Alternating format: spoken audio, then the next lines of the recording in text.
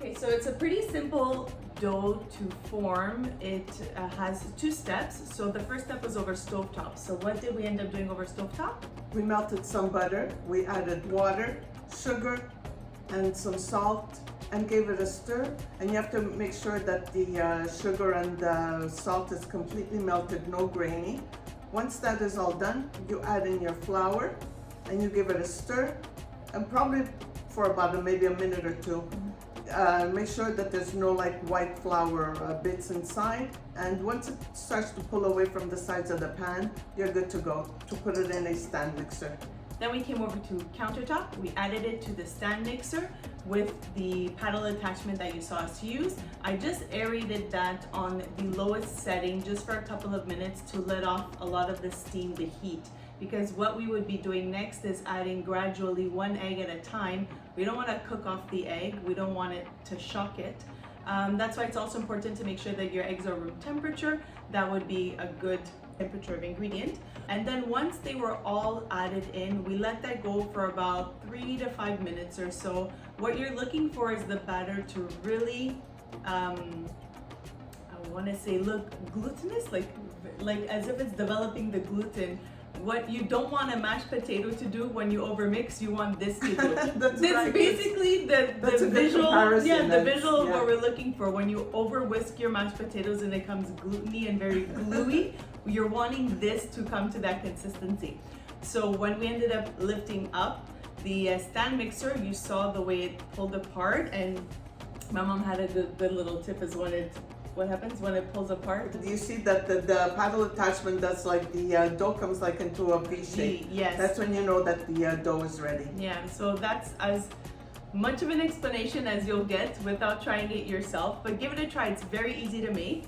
And then what we ended up doing is just preparing a baking sheet right here. We greased it with grease of choice, with baking lard if you want to use butter or whatnot, just so that the parchment paper after can have something to stick on and not move around. And then what we'll be doing with the largest tip that we have, Star tip, is we fill the piping bag, and with the star tip here, I'll show you here, that's the star tip.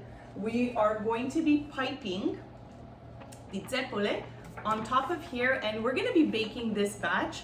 You can do them two different ways. You can fry them in neutral oil of choice, the same way you've seen us fry in other videos, which I'll also link right up here above. In our previous video, we had done a vanilla pastry cream, and then we had done a ricotta filling. And we did half baked and half fried. But Exactly. This time here we're doing them all baked. We're just doing them all baked. They're light, they're airy. We don't always want to have everything deep fried, so this one we chose to have them all baked. And it's also very quick to get done. But again, linking the video up here if you'd want to see how we fried them. So we're going to be piping this. When we pipe it, you'll see that we'll do 2 rounds on top of each other because we want the height. And then we are going to be baking this off in the oven for half the time on a higher heat, dropping it the second half on a lower heat, because the first half is important. We want these to puff up. That's right. And then afterwards dropping it because we don't want them to burn. They're going to cool off, and we're going to show you how to make a delicious filling. What are the 2 flavors we're making today, Matt? We're making pistachio cream filling and a Nutella cream filling. And we are going to get straight into piping this because we want to get straight into trying this.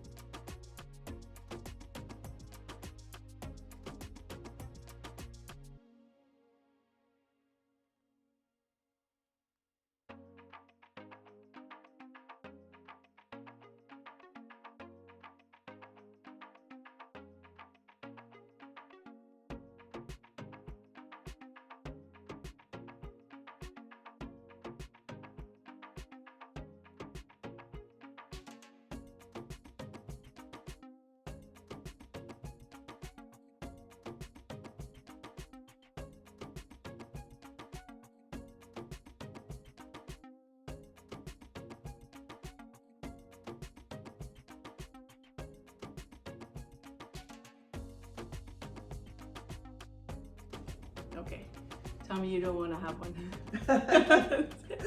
Aren't they so fun? You can make so many different flavors. So as mentioned, I linked the above video where we had done 2 other flavors, and we also highlighted on frying them as well. We baked these ones and we chose 2 different flavors this year. We really hope you guys give this one a try. Check out both the videos and or make your own type of flavor, but we gave you a little tip with the stabilizing of the filling that we did today. So we did a filling different, and what did we add? We added a little bit of gelatin. Yeah, just so that it sets a little bit easier and it makes it more stable to pipe, so it won't basically be too runny, and which was a very, very good tip. So we hope you guys give this one a try. We are going to try one. We add a little bit of the extra filling of both. So in ours, there's the chocolate in the center and the pistachio on top. We don't waste anything. No. The little bit that was in the tip, we put it here. And my father already had one. We had filmed a couple of things today. He goes, wow, this meal was delicious today.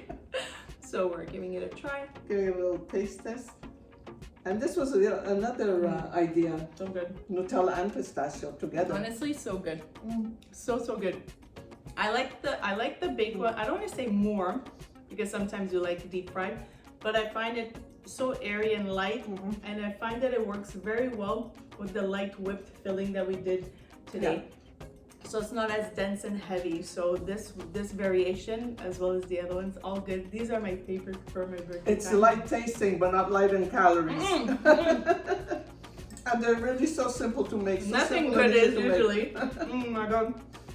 This is my favorite dessert for around this time, which also highlights Italian Father's Day, which is on March 19th. March 19th, San Giuseppe. Yeah. Zeppole di San Giuseppe. And I'm born on the 17th, so this is always a dessert that I crave and I love, and learning to make it myself now, I can make it any time of year, so this is even better.